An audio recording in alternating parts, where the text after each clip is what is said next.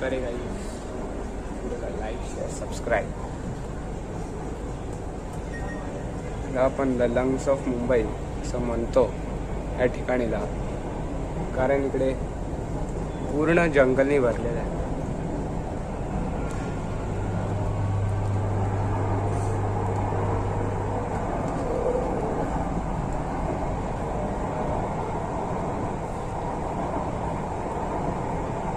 अशा प्रकारे गाईस हे आहे Aarey Goregaon the lungs of Mumbai.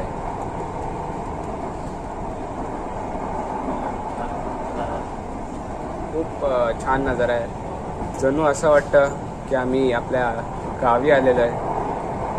आपला कोकण गावी असं आल्यासारखं वाटतं.